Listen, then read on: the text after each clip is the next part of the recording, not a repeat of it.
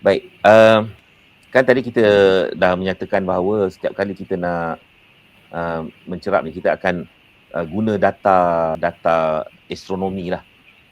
Dan di Malaysia ni, data yang astronomi ni, data badan dan ni yang rasminya dikeluarkan oleh pihak Jabatan Ukur dan Pemerintah Malaysia. Jadi kepada pendengar, anda juga boleh tengok Facebook page JUPEM. Mereka pun ada menjawab secara infografik soalan yang dibangkitkan oleh orang awam. Tapi saya extract daripada data. Data tu dia complicated, tapi saya extract kan. Inilah dia data Syawal pada Khamis depan, di mana kita akan mencerap pada 29 bulan, iaitu pada 19 Mac minggu depan, hari Khamis. Yang mana kalau kita perhatikan, kalau berdasarkan kepada kriteria Imkan Ru'yah 2021 kan, yang menyatakan semasa ghurub syams, semasa matahari terbenam, bulan kena lebih daripada 3 darjah dan juga jarak lengkungnya kena melebihi 6.4 darjah. Hasil daripada data yang diterbitkan oleh JUPEM, data mencadangkan bahawa sebenarnya pada hari cerapan nanti, bulan berada ketinggiannya pada 2 darjah 12 minit dan 29 saat.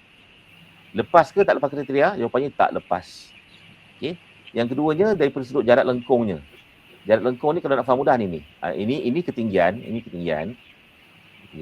Jarak lengkung ni ialah jarak di antara bulan yang masih berada di atas ufuk. Kita bandingkan dengan matahari, tengah matahari. Kita ukur ukuran di antara tengah matahari sehingga ke tengah bulan ini, pada minggu depan dia hanya 5 darjah saja.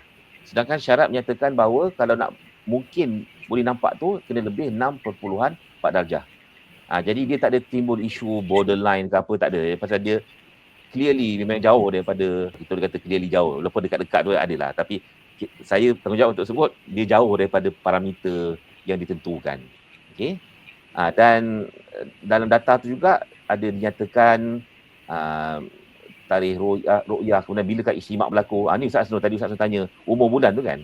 Umur bulan. Ya. Istimak dia berlaku pada jam 9.23 pagi. Jadi usia anak bulan tu bermula pada 9.23 pagi hari Khamis tu lah. Kita mencerap maghrib kan. Jadi pada waktu itu, sehinggalah ke waktu maghrib nanti, sehingga ke saat matahari terbenam nanti, usia hilal tu ialah 10 minit. Doktor mungkin boleh kongsikan apa maksud istimak tu dalam konteks ni? Tadi saya dah sebut. Istimak ni dalam bahasa astronomi maksudnya astronomical conjunction. Iaitu kedudukan jasad samawi antara bumi, matahari dan bulan, yang mana matahari, bulan dan bumi berada pada satu garis yang selari. Itu istimak. Itu istimak. Jadi istimak minggu depan ni dia akan berlaku jam 9.23 pagi. Semasa istimak memang impossible. No way, nahi. Kita takkan boleh nampak anak bulan tu. Kerana apa? Matahari di belakang. Matahari dia tidak boleh memantulkan cahayanya dekat permukaan bulan. Matahari dekat belakang kan, macam mana nak nampak? Faham? Ini basic sains kan. Kita belajar geografi dulu. Dia kena bergerak loh. Bulan tu kena bergerak dulu, matahari pun kena bergerak pada sudut tertentu. Itu sudut yang kita cadangkan, sudut jarak lengkung dan ketinggian ni daripada sudut pandang kita yang duduk kat bumi, sudut pandang kita. Benda tu dekat langit sana, tapi daripada sudut pandang kita. Yang mana pada waktu mencerap itu kebetulan umur hilal 10 jam 10 minit. Ingat tak kriteria lama saya tunjuk tadi? Kriteria lama menyatakan kalau lebih 8 jam maka possible nampak. Tapi kriteria tu kita dah mansuhkan kerana dia tidak relevan. Dia relevan tapi tidak signifikan. Saya betulkan baliklah. Dia kurang signifikan lah. Okey.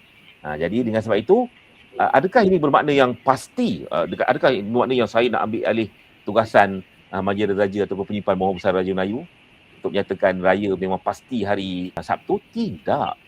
Apa yang kita hitung ni, macam saya sebut tadi, tujuannya adalah untuk membolehkan kita buat kalender setahun. Dan juga untuk tujuan memudahkan urusan kita lah kan. Tetapi sekiranya Allah mentakdirkan, Allah nak menzahirkan juga anak bulan pada hari berkenaan, yang mana pada hitungan manusiawi syarat imkanul ru'yah itu tidak dipenuhi, tapi kalau Allah nak takdirkan nampak juga, maka akhirnya akan nampak dan kita tak akan sembunyi. Takkan kita nak bincang ni takut menyusahkan lah, takut rakyat marah. Tak dia tak pun tak ada kaitan pun dengan tambahan cuti hari Rabu daripada pihak Kementerian Pendidikan Malaysia kan. Ada orang tambah lagi satu teori baru Ustaz. Ni dia orang ni sebenarnya dah bersedia dah. Tu bagi cuti hari Rabu tu pun tak ada kaitan. Tak ada kaitan.